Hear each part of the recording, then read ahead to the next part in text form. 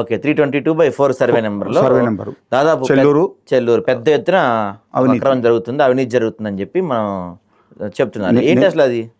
అదే కంపెనీలో ఒక శ్రీ కన్స్ట్రక్షన్ డెవలపర్స్ అనేది ఒక 70 ఎకరాల లేఅవుట్ 2019లో తెచ్చారు.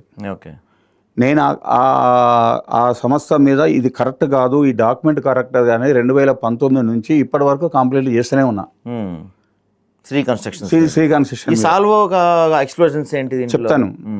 శ్రీ కన్స్ట్రక్షన్ మీద చేస్తే ఈ మొత్తం 1000 ఎకరాల భూమి సాల్వో కంపెనీ అధినేత జయరాం రెడ్డిది. ఓకే, అక్కడ మొత్తం 1575 ఎకరాలు ఉండాలి. 1575 ఎకరాలు సాల్వో కంపెనీ జయరాం రెడ్డిదే ఈ భూమి. ఓకే, ఈయన ఏదో విధంగా గవర్నమెంట్ భూమి, అది సీలింగ్ భూమి మొత్తం వాక్వై చేసుకుంటూ తర్వాత ఏం చేసారు, ఈ శ్రీ కన్స్ట్రక్షన్ వాళ్ళకు 1000 ఎకరాల అగ్రిమెంట్ చేశారు. 1000 ఎకరాల అగ్రిమెంట్ చేసి 475 ఎకరాలు రిజిస్ట్రేషన్ చేసేసి ఆ రిజిస్ట్రేషన్ చేసిన పేపర్ పట్టుకొని తెచ్చారు, డాక్యుమెంట్ పెట్టుకొని పర్మిషన్ తెచ్చారు వీళ్ళు. ఈ పర్మిషన్లో ఉన్న డాక్యుమెంట్ ఏ పరిస్థితి ఏంటంటే, అమెండ్మెంట్ బుక్ ఉంటుంది ఎంఆర్ఓ ఆఫీస్లో. ఆ అమెండ్మెంట్ బుక్లో వల్లభరెడ్డి అని ఒక రైతు పేరు మీద ల్యాండ్ ఉంటే అది చెల్లదు అని ఆ డాక్యుమెంటు కలెక్టర్ అనితా రామచంద్ర గారు కొట్టేశారు. కొట్టేసిన డాక్యుమెంట్ చెలామణి చేస్తూ ఆ డాక్యుమెంట్ని ఎవరు చేసుకున్నారంటే విశ్వనాథ్ అనేదానికి చేశారు. విశ్వనాథ్ ఏం చేసిండు, జయరామరెడ్డి లైఫ్ లైన్ అని ఒక వాళ్ళ మెడికల్ సంస్థ ఒకటి ఉంది, ఈ జయరామరెడ్డి ఇంకో కంపెనీ, అది కూడా ఆ కంపెనీ పేరు మీద రిజిస్ట్రేషన్ చేసుకోరు. ఓకే, ఎవరు చేసుకున్నారు, జయరామరెడ్డి, జయరామరెడ్డి భార్య, జయరామరెడ్డి అల్లుడు, జయరామరెడ్డి కూతురు, ఈ నలుగురు చేసుకున్నారు. చేసుకున్న తర్వాత దాన్ని ఏం చేశారు, మళ్ళీ శ్రీ కన్స్ట్రక్షన్ డెవలపర్స్కి అమ్మేశారు. చెల్లని డాక్యుమెంటు అక్కడ కొట్టేశారు. ఈ డాక్యుమెంట్ చలామణి అవుతూనే ఉంది. అదే ఈ 70 ఎకరాల్లో 44 ఎకరాలు ఇదే డాక్యుమెంటు. మళ్ళీ ఈ శ్రీ విశ్వనాథ్ అనే ఆయన దాన్ని నాలా పర్మిషన్ కట్టేసిండు, తీసుకోండు. మళ్ళీ ఏం చేశారు, ఆ విశ్వనాథ్ ఆయన దగ్గర నుంచి చేసుకునే డాక్యుమెంట్ని అగ్రికల్చర్ ల్యాండ్గా చేసుకోరు. మళ్ళీ నాలా పర్మిషన్ కూడా లేదు. 40 ఎకరాలు అంటే అట్లా గవర్నమెంటు మోసం చేస్తున్నారు, ఇటు ప్రజల్ని మోసం చేస్తున్నారు. ఇలాంటి మొత్తం ఈ జయరాం రెడ్డి ఈ శ్రీ కన్స్ట్రక్షన్ మోసం చేస్తుంది. ఇంకోటి దీంట్లో గొప్ప విషయం ఏంటంటే, ఈ సాల్వో కంపెనీ 2001లో ప్రిపరేటర్లో ఉందా, ఆ 324/4 అనే సర్వే నెంబర్ మొత్తం ప్రైవేట్లో ఉంది. సాల్వో కంపెనీకి 40 ఎకరాలు పర్మిషన్ ఇచ్చారు 2022లో. 2023లో 70 ఎకరాలకు పర్మిషన్ ఇచ్చారు.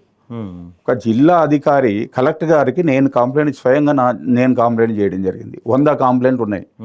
కనీసంగా రాజకీయ నాయకుల ఒత్తిళ్ళు, లేదా ఈ పారిశ్రామికవేత్తల ఒత్తిళ్ళు, ఎవరు ఒత్తిళ్ళు, కలెక్టర్ కానీ, ఎవరు కానీ, ఆర్డీఓ కానీ, డిఎల్పిఓ కానీ ఎవ్వరూ పట్టించుకోవట్లేదు. వీళ్ళు ఒక ప్రైవేట్లో ఉన్న భూమికి పర్మిషన్లు ఇచ్చారంటే అధికారులు ఎంత తీసుకొని ఉంటారు, ఎన్ని లక్షలు చేయలు మారుంటాయి, ఎన్ని కోట్లు చేయలు మారుంటాయి. ఇప్పుడు ఒక వ్యవస్థ నడిచేటప్పుడు నీతి నిజాయితీ పోతే ఒక హైదరాబాద్లో ఒక ప్లాట్ కొనుక్కోవాలంటే 100 సార్లు చెక్ చేస్తారు. ఇలాంటి ప్రైవేట్లో ఉన్నది కూడా కలెక్టర్ తెలియకపోతే ఎవరు తెలుస్తుంది ఇది? అసలు ఆ భువనగిరి యాదాద్రి జిల్లాలో ఏం జరుగుతుంది, ఎస్ఆర్ఓ ఒక ఎస్ఆర్ఓ ఉండు, ఆ ఎస్ఆర్ఓ అసలు ఈ ప్రైవేట్లో ఉన్న ప్లాట్ కూడా రిజిస్ట్రేషన్ చేసేసాను, చేయకూడదు. ఆ ప్లాట్ ఎట్లా చెల్తాయి, ప్రైవేట్లో ఉండగా మీరు చేసిన రిజిస్ట్రేషన్లు ఎట్లా చెల్తాయి? 2021 నుంచి రిజిస్ట్రేషన్ చేసేసారు. ఆ 70 ఎకరాలకు మార్గేజీ ప్లాట్ తప్పితే మిగతా ప్లాట్ మొత్తం రిజిస్ట్రేషన్ చేసేసారు. అది జరిగింది. Okay okay. సో దాంట్లో నిన్న మనం ఒక వార్త చూసాము, అందులో పెద్ద ఎత్తున జెల్టన్ స్టిక్స్తో తీసుకెళ్తున్న ఒక ట్రక్ కూడా దొరికింది, ఆ ట్రక్ను కూడా సీజ్ చేశారు అని చెప్తున్నారు. అక్కడ ఏం జరుగుతుంది అసలు, అవి ఎందుకు తయారు చేస్తున్నారు? అక్కడ ఒక కొత్తగా ఈ శ్రీ కన్స్ట్రక్షన్ వాళ్ళు ఒక క్రషర్ స్థాపించారు. అక్కడ వాళ్ళు ఏం చేశారంటే, ఈ క్రషర్ పెట్టేటప్పుడు ఎలక్ట్రికల్ డిపార్ట్మెంట్ నుంచి పర్మిషన్ తీసుకురు, ఓ దొంగ కాగితాలు పెట్టి డూప్లికేట్గా ఇట్లే వాళ్ళ మీద ల్యాండ్ లేదని చెప్పి హైకోర్టులో ఒక అఫిడవిట్ ఇచ్చారు. వాళ్ళ స్వాక్షరాలతో హైకోర్టుకే చెప్పారు. వాళ్ళ తమ్ముడు కేసు వేస్తే హైకోర్టులో నాకు ఈ ల్యాండ్ లేదు, నాకు సంబంధం లేదని చెప్పారు. అది వాళ్ళ ఎలక్ట్రికల్ డిపార్ట్మెంట్ వాళ్ళు దాని మీదే పర్మిషన్ ఇచ్చారు. మైనింగ్ వాళ్ళకి కంప్లైంట్ చేసినాం, అయినా క్రషర్ యథారీతిగా ఇప్పుడు నడుస్తుంది, అప్పుడు నడిచింది. దానికోసం వీళ్ళు నైట్ ఈ జిల్లాస్టిక్లు 990 జిల్లాస్టిక్లు తీసుకుపోతుంటే యాదగిరిగుట్ట ఎస్ఓటి పోలీసులు దాడి చేసి పట్టుకోరు. పట్టుకున్న తర్వాత కేసు అయింది వీళ్ళ మీద. కేసు అయినాక 2 రోజులు అట్టే మప్పెట్టాలని చూస్తే అక్కడ ఉన్న లోకల్ రిపోర్టర్స్ కానీ ప్రజాప్రతినిధుల ఒత్తిడి వల్ల కేసు చేశారు. ఆ జిల్లాసిటీ ఎవరి ఈ సాల్వో కంపెనీయే. ఈ సాల్వో కంపెనీ ఈయనకు ఇద్దరు ఆయనకి ఇంకా 600 ఎకరాల భూమి ల్యాండ్ చేయాలి. నాకు అది ప్రైవేట్లో ఉన్న భూమి, అది ప్రభుత్వ భూమిని దొంగతనంగా కాగితాలు సృష్టించుకొని రకరకాలుగా చేసి వీళ్ళు చేశారు. ఓకే. ఇప్పుడు మనం మీరు ఇందాక చెప్పినట్టు ఈ 322/4లో ఒకప్పుడు చూస్తే మనం పాత మ్యాప్స్ వాటిలో చూస్తే పెద్ద ఎత్తున కొండలు గుట్టలు ఇవన్నీ ఉండేవి. అవన్నీ కూడా ఇప్పుడు దాదాపుగా మనకి కనపడని పరిస్థితి. ఇప్పుడు మనం ప్రజెంట్ పోయి చూసినా ఏముంటుందంటే దాని చుట్టుపక్కల పరిసరాలు మొత్తం కొండలు గుట్టలు రాళ్ళు, చెట్లు, చేమలు, నెమళ్ళు, అడవి పందులు, తర్వాత జీవరాశులు, ఉడుములు ఇడుములు అలాంటి జీవరాశులకు స్థానం లేకుండా బాంబులు బ్లాస్టింగ్ చేసి అక్కడ ఉన్న వెంచర్ కోసం ఆ గుట్టలన్నీ పగలగొట్టి ఈ సాల్వో కంపెనీ బాంబులు దగ్గర ఉండబట్టే జిల్లాస్టిక్ దగ్గర ఉండబట్టే ఇవన్నీ చేయగలిగారు మీరు. అవి లేకపోతే మీకు మీ వల్ల అవుతుందా? అసలు ఇప్పుడు ఆ జిల్టెన్స్టిక్స్ పెడితే ఆ పేలినవి చుట్టుపక్కల వాళ్ళు కూడా వెళ్ళి పడతా ఉంటారు. అదే గ్రామస్తులు దత్తాయిబేలి గ్రామస్తులు కలెక్టర్ గారు కంప్లైంట్ చేశారు. ఆ కంప్లైంట్ కాపీలు నా దగ్గర ఉన్నాయి. ఇప్పుడు కూడా ఆ ఊర్లో గోడలు నెర్రలు పడుతున్నాయి. ఆ గోడలు పగుళ్ళు వచ్చినాయి. ఆ పగుళ్ళు వచ్చినా కూడా కనీసంగా పట్టించుకునేవాళ్ళు లేడు. అధికారులు పట్టించుకోవట్లేదు. లంచాలకు మరి అసలు ఏ అధికారి కూడా లంచాలు తీసుకోవటం, మాకు డబ్బులు వస్తున్నాయి, ఒక కంప్లైంట్ వస్తే ఎక్కువ వస్తాయి డబ్బులు అనే ఆలోచనతోటే ముందుకు పోతారు వాళ్ళు. ఓకే. అసలు వాళ్ళకి అక్కడ ఇప్పుడు ఆ కొండలు అవన్నీ జిల్టెన్స్టిక్స్ పెట్టి పేల్చే పర్మిషన్స్ ఉన్నాయా వాళ్ళకి? లేవు. అయినా ప్రభుత్వ భూమిలో క్రషర్ పెట్టడం ఎట్లా? పర్మిషన్లు ఎక్కడి? కరెంట్ వాళ్ళు కరెంట్ ఇవ్వడం ఏంటది? ఏడీ గారికి నేను దాదాపు మేము స్వయంగా కంప్లైంట్ చేసిన. నేను ఎలక్ట్రిసిటీ ఏడీకి మీకు ఈ కాగితాలు కావాలంటే అక్కడ రాజకీయ నాయకులు పలుకుబడి నడుస్తుంది. ఆ క్రషర్ కూడా ఇదంతా ఉండడం కోసము, ఇదంతా చేసుకోవడం కోసం శ్రీ కన్స్ట్రక్షన్ దగ్గర ఒక రాజకీయ నాయకుడు దుబ్బేసిండు దాన్ని. ఆ 10 కోట్ల క్రషర్ కూడా దుబ్బేసిండు. ఇప్పుడు ఆయన ఆధ్వర్యంలో ఒక బినామీ పేరుతో పెట్టి నడిపిస్తున్నారు. ఓకే. ఇప్పుడు మీరు కలెక్టర్ గారికి కంప్లైంట్ చేశారు, లోకల్ ఎంఆర్ఓ కంప్లైంట్ చేశారు, అంటే దాదాపు అధికారులు మొత్తానికి కంప్లైంట్ చేసినాం. ఎటువంటి మూమెంట్ లేదు. నేను ఇప్పుడు అక్కడ కొంతమంది దాదాపు 1000 మంది దాకా. ఒకటి దీనిలో ఇంపార్టెంట్ ఏం చెప్తానంటే, ఇప్పుడు ఉన్న దాంట్లో కూడా 322/4లో లూ అనే దాంట్లో 10 ఎకరాల 22 గుంటలు పాత కాసరా కానీ కొత్త కాసరా కానీ రెండిటల్లో అదే ఉంది. 62 ఎకరాలు ధరణిలో ఎక్కింది. ఐలో ఎకరం 35 గుంటలు ఉంటుంది. 324/5లో ఎకరం 35 గుంటలు ఉంటుంది. 153 ఎకరాలు అయింది. ఈ విధంగా ఇంకా 4-5 సర్వే నెంబర్లు కలిపి నేను కలెక్టర్ గారికి దాటికి సంబంధించిన ధరణి డాక్యుమెంట్లు, ఈ పేపర్లన్నీ కలెక్టర్ గారికి ఇవ్వడం జరిగింది. అప్లికేషన్ పెట్టడం జరిగింది. దీని మీద సమగ్ర విచారణ జరపండి, మాకు రిపోర్ట్ ఇవ్వమని ఇచ్చాను. ఇప్పటికి 70 రోజులు 80 రోజులు దాటిపోయింది. ఎలాంటి చలనం లేదు. ఎక్కడ వేసిన గొంగలు అక్కడే ఉంది.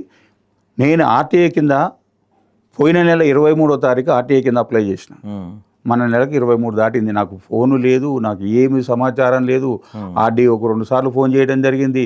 అక్కడ ఉన్న ఆర్ఐకి అయితే వారానికి ఒకసారి ఫోన్ చేస్తాను. ఇంకా 2 రోజులు సార్ అంటారు. సమాధానం అంటూ రావట్లేదు. గవర్నమెంట్ కూడా పట్టించుకోవట్లేదు. అక్కడ కొంతమంది ఫ్లాట్లు కూడా కొన్నారంట కదా. దాదాపు శ్రీ కన్స్ట్రక్షన్ వాళ్ళు ఏం చేశారంటే, పర్మిషన్ తీసుకున్న తర్వాత లేఅవుట్లో ఉన్న ప్లాట్లను అమ్మేసారు. పర్మిషన్ లేకుండా phase 1, phase 2 అని ఇంకో 2 phase 2, phase 3 అని ఇంకా 2 చేసి అమ్మారు. అదొక 60 ఎకరాలు, అదొక 120 ఎకరాలు అమ్మారు. దాంట్లో కూడా ఒక దాదాపు 1000 మంది ఉంటారు. 1000 మంది దాకా మోసపోయిన వాళ్ళు ఉంటారు.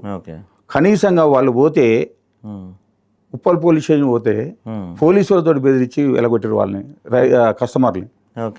పోలీసు వాళ్ళు కూడా అదే విధంగా అది చేస్తారు. మరి ఇప్పుడు మీరు అన్నట్టు మీరు ఆర్టీఐ నుంచి సమాధానం లేదు, కలెక్టర్ నుంచి సమాధానం లేదు, ప్రభుత్వ అధికారులు ఎవరో పట్టించుకోవట్లేదు. ఇప్పుడు మరి అక్కడ కొనుక్కున్న పరిస్థితి ఏంటి? దీనికి అసలు న్యాయం జరిగే అవకాశం ఏమైనా ఉందా? న్యాయం ఇప్పుడు మీరు ఒకటే గుర్తుపెట్టుకోండి, ఇది సీలింగ్ భూమి. 1972-75 మధ్యన సీలింగ్ చట్టం వచ్చింది. వాళ్ళకి 1975లో ఆ కుటుంబాలకు సీలింగ్ ఇచ్చారు. ఆ సీలింగ్ పేపర్స్ అన్నీ మా దగ్గర ఉన్నాయి. ఓకే. మేము ఆల్రెడీ బహిర్గతం చేస్తాం. ఆల్రెడీ మీడియాకి ఇద్దామని, ప్రెస్ మీట్ పెడదామని కూడా ఆలోచన చేస్తున్నాము. ఓకే. ఈ మీడియాకి మొత్తం ఇచ్చేస్తాము. ఇచ్చేస్తే కలెక్టర్ గారికి తెలుస్తుంది. ఇప్పుడు నేను రికార్డు ఉందా లేదా అని జిల్లా ఏడీ ఆఫీస్కి అప్లై చేస్తే మా దగ్గర ఎలాంటి రికార్డు లేదని వాళ్ళు నాకు రిప్లై ఇవ్వడం జరిగింది. ఆ లెటర్ కూడా ఉంది నా దగ్గర. ఓకే. ఓకే. చూద్దాం మరి ఇప్పటికైనా ప్రభుత్వం నుంచి ఏమన్నా కదలిక వస్తుందా దీనికి? కనీసం ముఖ్యమంత్రి గారు కానీ ఎవరు పట్టించుకుంటారు? నేను ముఖ్యమంత్రి గారికి ఇవాళ లెటర్ కూడా రాస్తున్నారు. మా లీగల్ టీం లెటర్ రాస్తుంది. ముఖ్యమంత్రి గారికి రాస్తాం.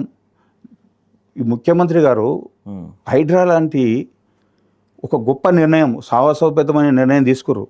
దానివల్ల కాకపోతే కొంతమంది నష్టపోయిన ప్రజానికానికైతే లాభమే ఉంది. ఓకే. మరి ఈ 400 కోట్ల భూమి, 800 ఎకరాలు ప్రజాధనమే కదా, ప్రభుత్వ ధనమే కదా.